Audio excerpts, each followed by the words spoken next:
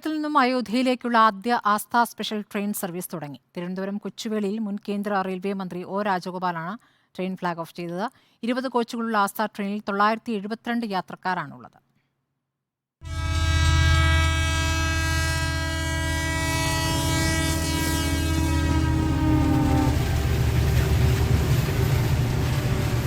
ഞങ്ങളൊരു കുടുംബമായിട്ടാണ് പോകുന്നത്. 10 പേരുണ്ട്. ഞങ്ങളൊരു കുടുംബത്തിൽ നിന്ന് 10 പേരുണ്ട്. ഭയങ്കര ഹാപ്പി ആയിട്ട് പോവുകയാണ്. കുറച്ച് പൈസക്ക് ഞങ്ങൾക്ക് പോകാൻ പറ്റിയില്ലേ, ഞങ്ങൾക്ക് വലിയ സന്തോഷം തന്നെ. വലിയ യാത്രയെപ്പോടെയാണ് അയോധ്യയിലേക്കുള്ള ആദ്യ ട്രെയിൻ കൊച്ചുവേളിയിൽ നിന്ന് പുറപ്പെട്ടത്.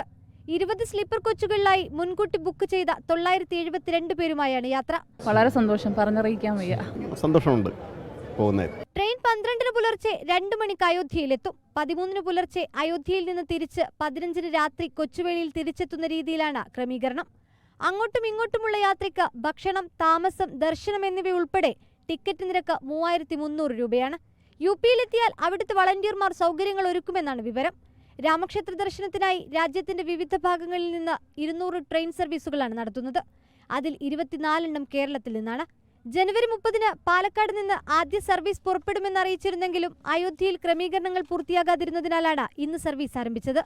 മാർച്ച് 25 വരെ ദിവസവും 1.5 ലക്ഷം പേരെ അയോധ്യയിലെ രാമക്ഷേത്രത്തിൽ എത്തിക്കാനാണ് പദ്ധതി. റിപ്പോർട്ടർ, തിരുവനന്തപുരം.